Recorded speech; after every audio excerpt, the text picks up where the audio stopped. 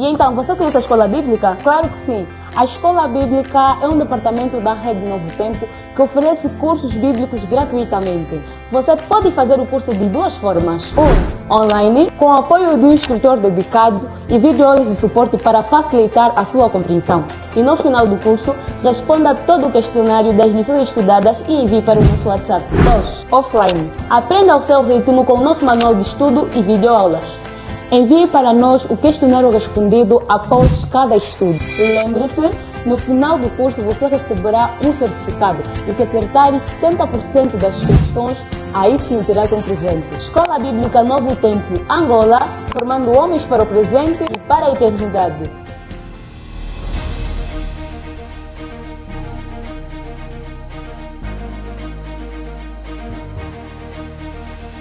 Por trás da força que o mundo exige, muitas vezes existe um coração cansado, uma mente em guerra e uma alma em busca de direção.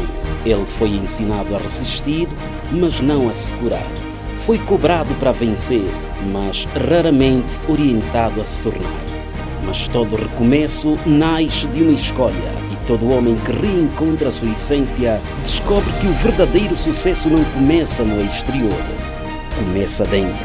Uma série sobre caráter, uma jornada sobre identidade, um chamado para homens que desejam vencer sem perder a alma. Fé para continuar, disciplina para permanecer, sabedoria para decidir, coragem para enfrentar, humildade para reconhecer, integridade para permanecer verdadeiro, paciência para construir, responsabilidade para sustentar, serviço para amar, propósito para viver algo maior do que si mesmo. O mundo não precisa apenas de homens bem-sucedidos, precisa de homens íntegros, curados, guiados por princípios, homens que inspirem pelo exemplo e deixem um legado eterno. Antes de conquistar o mundo, o homem precisa conquistar a si mesmo. Que o Senhor te abençoe e te guarde enquanto te mantens conectado a esse estudo.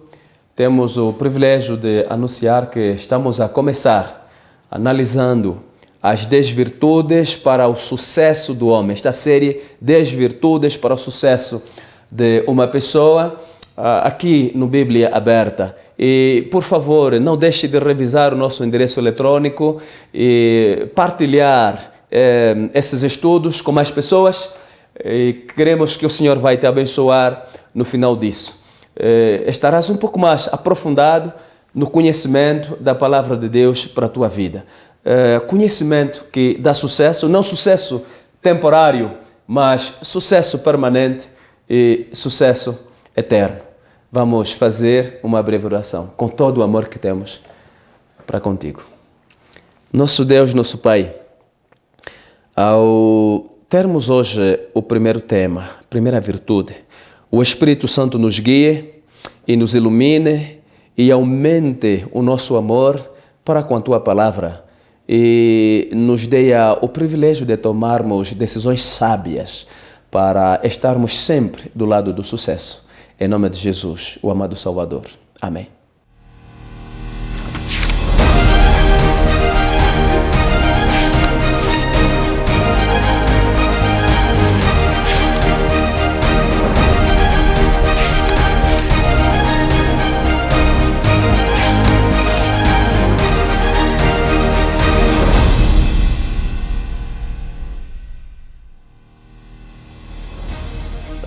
Estamos estudando a primeira virtude. E a primeira virtude tem a ver com a adoração. Adorar um Deus só. Adorar um Deus só. Criador do universo. Há muitos deuses, mas a primeira virtude dessa série cinge-se em adorar apenas um Deus. E o caro ouvinte estará a entender este assunto de uma forma muito clara. Por que adorar um só Deus? Quem é este Deus? E quais são outros deuses? Esta virtude é regida na palavra de Deus no livro de Êxodo, o capítulo 20, os versos 1 a 5. Êxodo, capítulo 20, os versos 1 a 5, diz assim: E Deus falou todas estas palavras: Eu sou o Senhor, o teu Deus, que te tirou do Egito, da terra da escravidão. Não terás outros deuses além de mim. Não farás para ti nenhum ídolo, nenhuma imagem de qualquer coisa no céu, na terra ou nas águas debaixo da terra. Não te prostrarás diante deles, nem lhes prestarás culto, porque eu, o Senhor, o teu Deus, sou Deus zeloso, que castigo os filhos pelos pecados de seus pais, até a terceira e quarta geração daqueles que me desprezam. Entenda o que o Senhor está falando aqui. Daqueles que me desprezam. E o verso 6 também. Mas trato com bondade até 1000 gerações aos que me amam e obedecem aos meus mandamentos. Êxodo 20, versos 1 a 6. Esta virtude, adorar o único Deus, é coberta por 2 mandamentos. O primeiro e o segundo mandamento da lei de Deus. Ali Deus apresenta-se ao povo de Israel. Ele diz assim: Eu é que vos livrei, eu é que vos tirei do Egito, eu é que vos tirei do cativeiro, eu é que vos tirei da bebedeira, eu é que vos tirei da idolatria, eu é que vos livrei dos acidentes, eu vos livrei da morte. Primeiro eu vos livrei, manifestei a minha bondade. Agora que estão livres, estão no deserto, passaram pelo Mar Vermelho, viram os vossos inimigos como foram destruídos no Mar Vermelho, como foram mortos. Agora vos aconselho, não tenham outros deuses diante de mim, porque no Egito vocês tinham outros deuses, e os deuses que eram adorados lá no Egito não puderam livrar os seus adoradores. Então, Deus não começa com mandamento, não começa com, tipo assim, uma pessoa estranha vem e diz assim: ô jovem, retira aquelas pedras daquele lugar e coloque no meu carro. Uma pessoa que você não conhece? Não. Mas se for um médico que fez uma operação, você escapou a morrer, ele fez uma operação e você recuperou, e a tua família foi para pagar e o médico diz assim: não. Eu fiz a operação de graça, não precisam pagar. E você sabia que terias morrido. E ali a família memoriza o rosto daquele médico. É uma imaginação santa, não é? E, em outro momento, você assim distraído em algum lugar, aquele médico chega com a sua carrinha e diz assim: ô jovem, retira essas pedras dali, coloca no meu carro. Você vai obedecer ou não? Claro que você vai obedecer. Porque vai dizer que este é o médico que me socorreu, é o médico que me livrou da morte. É o que Deus está a dizer. Primeiro é a bondade, depois a obediência. Tenha um só Deus. E por que Deus proíbe que se faça imagens de escultura? Ele diz assim: eu não me represente com imagens de esculturas. Não faça bonecos de nada que existe nos céus, na terra ou debaixo da terra. Eu não quero que faças nenhuma imagem. Mas ainda assim, você me terá como um só Deus. Por que Deus faz isso? Por quê? E Deus vai dando aqui detalhes. Ele vai dando aqui detalhes. Ele diz que eu sou ciumento. Você não pode me representar. E não podes ter outros deuses além de mim. Eu sou ciumento. Eu sou zeloso. Ou seja, eu trato bem as pessoas que me pertencem. E não quero partilhar a autoridade com alguém. É uma expressão retirada do comportamento humano. Todo marido saudável não quer partilhar a esposa com outro homem. Toda esposa saudável não quer partilhar amor com seu marido. Isso causa ciúmes. E por isso, o Senhor vai tratando bem, vai mostrar o que já fez para que o homem não tenha razões de procurar outros deuses. Por que vai procurar outros deuses se os deuses que você conheceu no Egito não foram capazes de te salvar? Não foram capazes de salvar Faraó e o seu exército. Não foram capazes de livrar a terra do Egito das pragas. Então já está claro. Por isso Deus fala, não tenha outros deuses, porque não são capazes de salvar. Deus tem ciúmes nisso. Seria o marido que trata bem a sua esposa, dá tudo o que a esposa precisa, e a esposa não tem razões de sair dali e trair o marido. O mesmo acontece com uma esposa muito dada ao sacrifício do marido. O marido não pode levantar-se e procurar outra mulher. Isto é loucura. Deus tem ciúmes disso.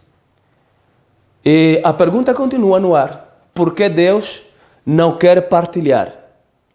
Não quer partilhar. Deuteronômio 4, versos 15 a 16, Deus mostra outra razão. No dia em que o Senhor falou a vocês do meio do fogo em Horebe, vocês não viram forma alguma. Portanto, tenham muito cuidado, para que não se corrompam, fazendo para si um ídolo, uma imagem de alguma forma semelhante ao homem ou mulher. Ele fala na sua palavra. Quando falei convosco no monte, vocês viram uma forma? Viram meu rosto? Viram a minha estrutura física? Se não viram, então que tipo de imagem vão fazer? Uma imagem semelhante ao homem? Está longe de representar a realidade divina. Deus não quer isso. E por que ainda Ele não quer que se façam imagens de esculturas?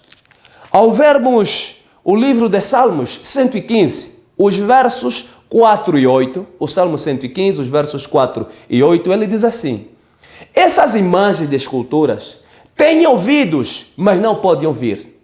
Têm nariz, mas não podem sentir cheiro.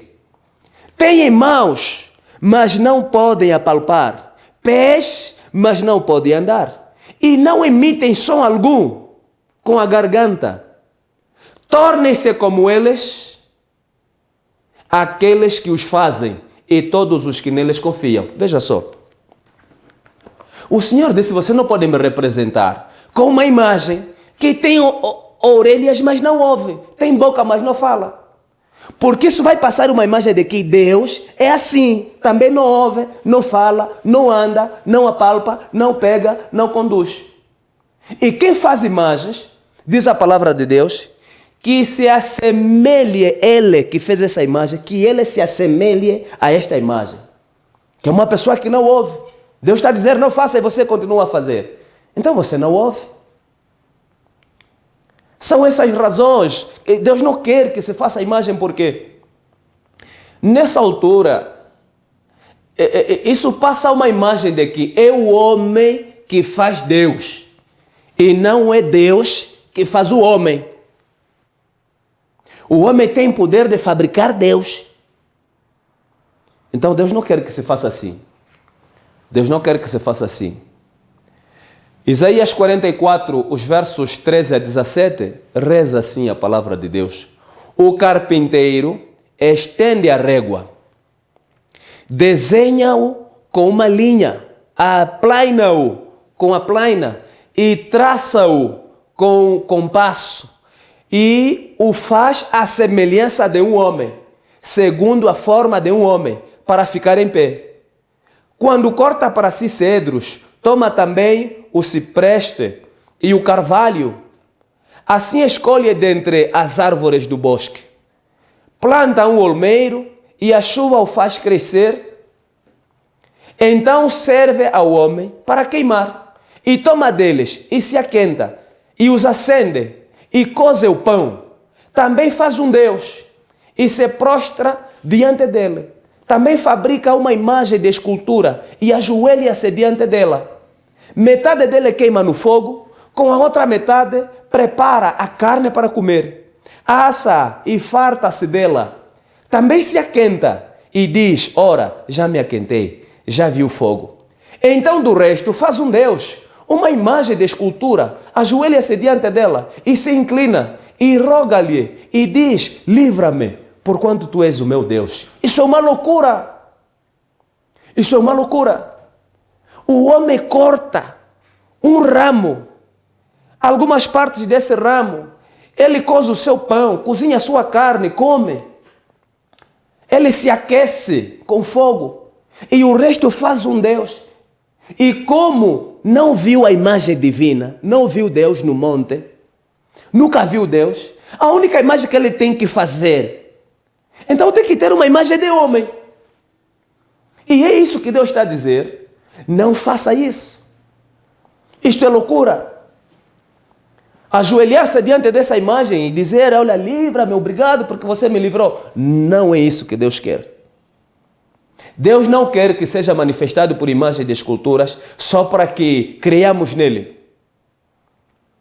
E tem uma explicação de alguns que fazem imagens de esculturas que dizem assim: já que Deus não é visto, então precisamos fazer alguma imagem para as pessoas terem a ideia. Quando nos ajoelhamos diante dessa imagem, não estamos a adorar esta imagem, mas através dessa imagem, que nos dá ideia de quem é Deus, transferimos a nossa reverência, a nossa adoração a Deus que está por detrás dessa imagem. Será que Deus nos dá direito de fazer isso? Jeremias 10, os versos 3 a 5, diz assim, meu amigo: porque os costumes dos povos são vaidade, pois corta-se do bosque o madeiro, obra das mãos do artífice, feita com machado.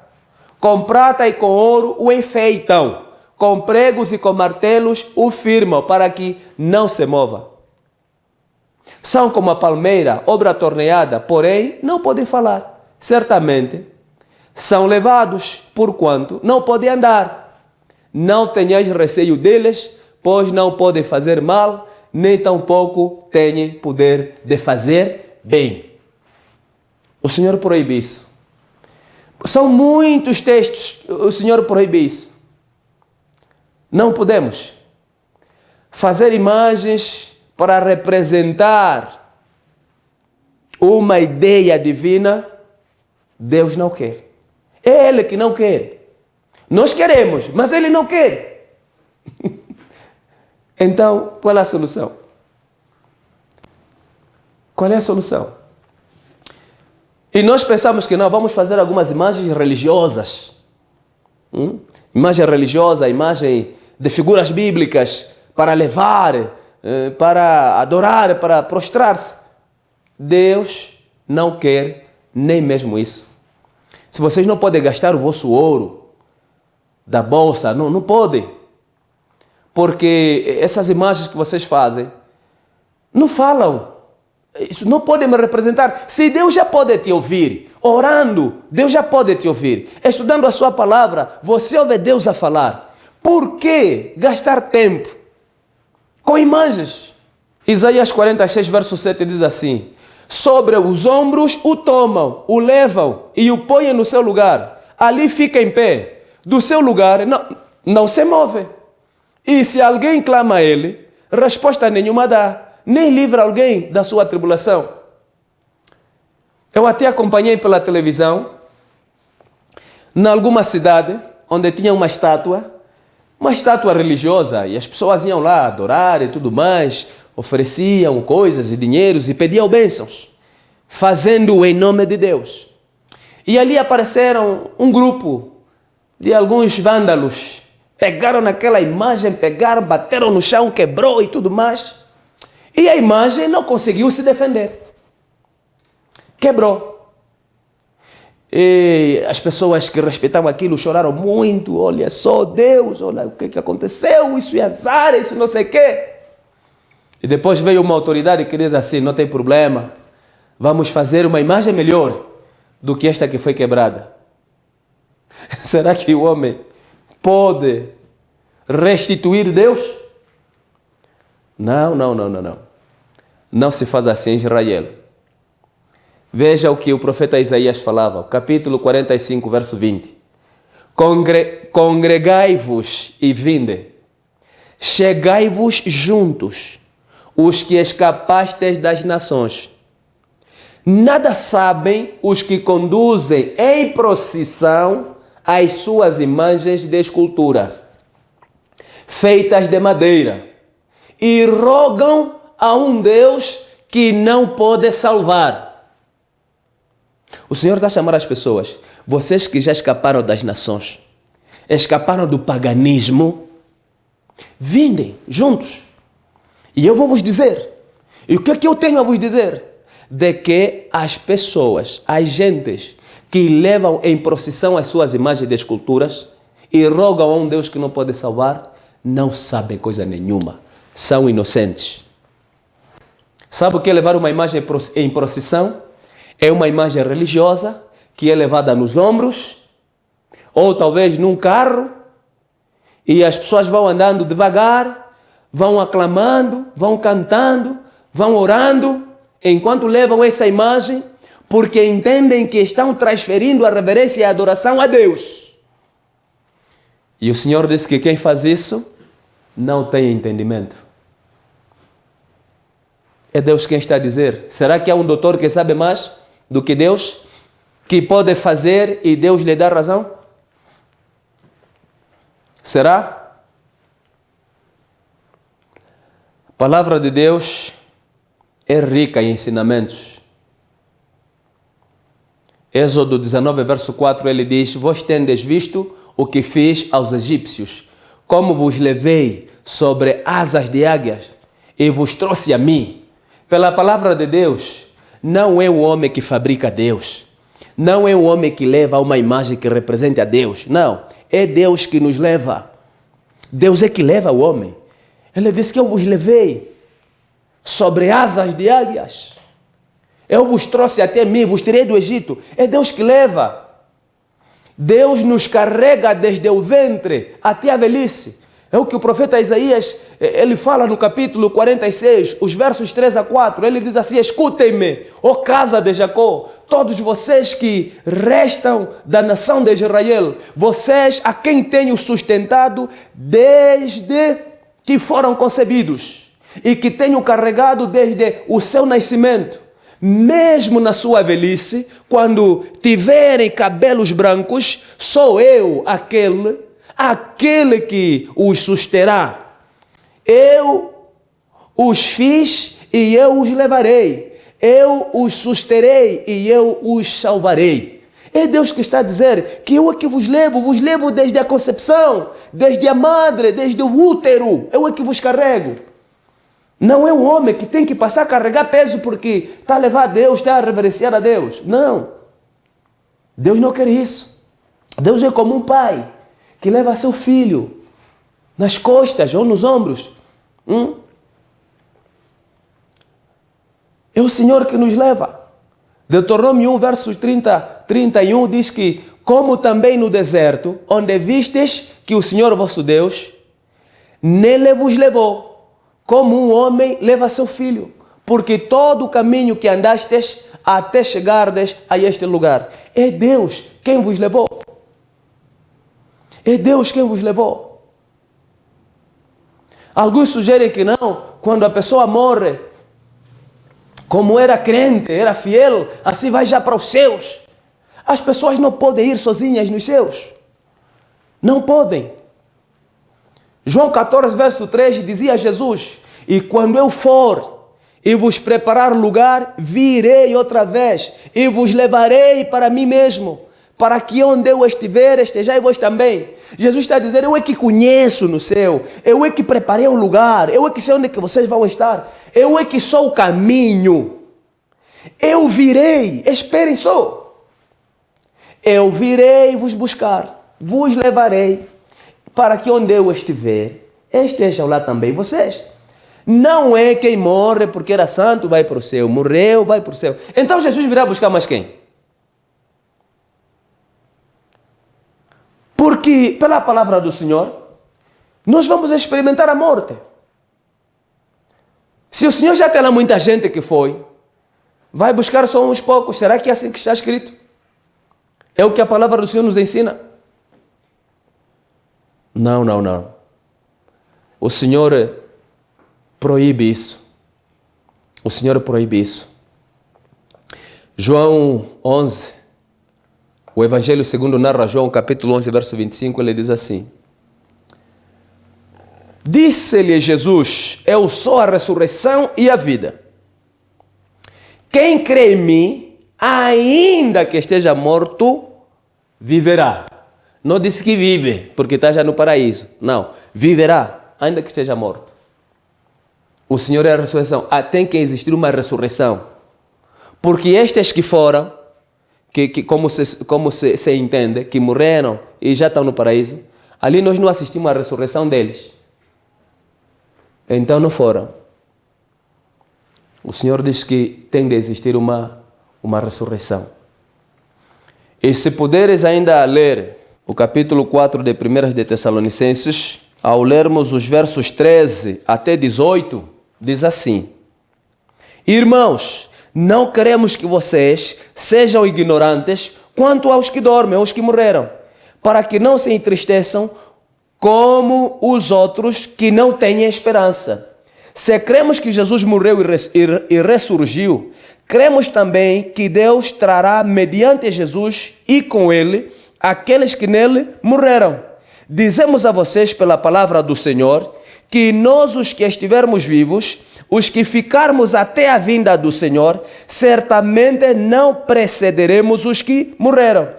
Pois, dada a ordem, com a voz do arcanjo e o ressoar da trombeta de Deus, o próprio Senhor descerá dos céus, e os mortos em Cristo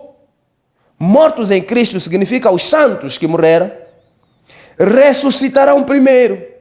Depois nós, os que estivermos vivos, seremos arrebatados com eles nas nuvens, para o encontro com o Senhor nos ares.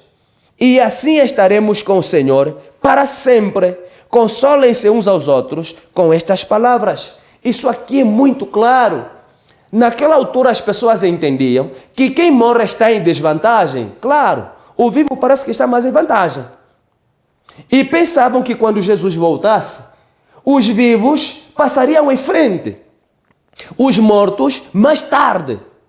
Mas o apóstolo Paulo, pela palavra do Senhor, diz assim: não vai ser assim.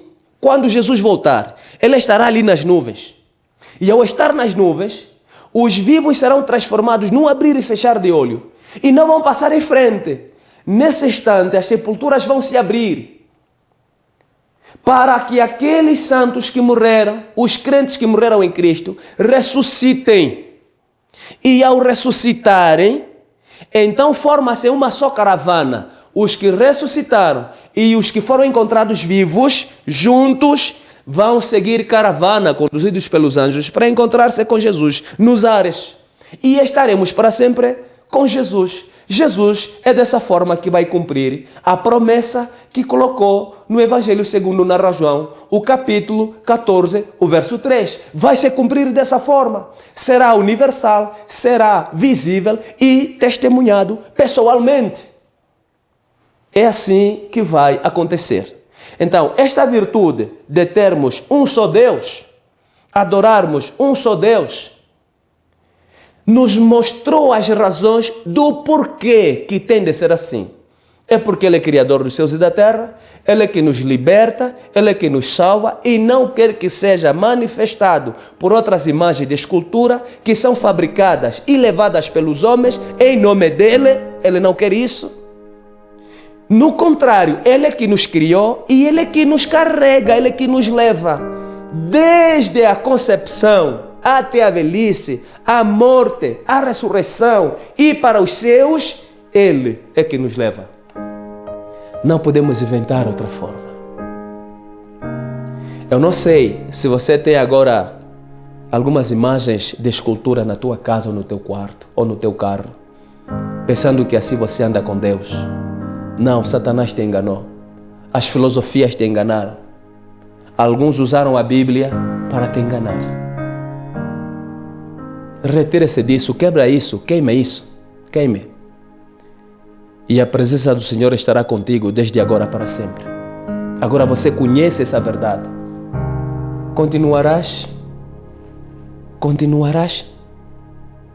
Será que você gostaria, já que a tua esposa está de viagem, você não consegue ver ela por enquanto, gostaria que ela soubesse que você comprou uma boneca e dorme com essa boneca, transferindo a tua afeição nessa boneca à tua esposa, porque ela está ausente e você não consegue lhe ver?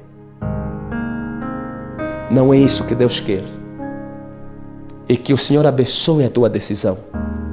A decisão que estás a tomar agora é muito sagrada, urgente para a tua vida e para a tua família. E eu vou orar para você agora. Querido Deus, nosso Pai, livre o mundo da ignorância. Livre essa pessoa da ignorância. Que as filosofias dos doutores, dos PhDs, não possam lhe desviar do assim diz o Senhor.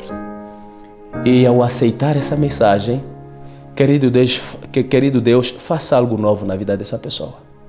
Algo novo, para que sinta a paz de te adorar, mesmo não podendo ver a tua imagem, a tua forma, mas sentindo a tua presença e vendo o teu agir. Que isso se faça na vida dessa pessoa, nos méritos de Jesus, o bendito Salvador. Amém.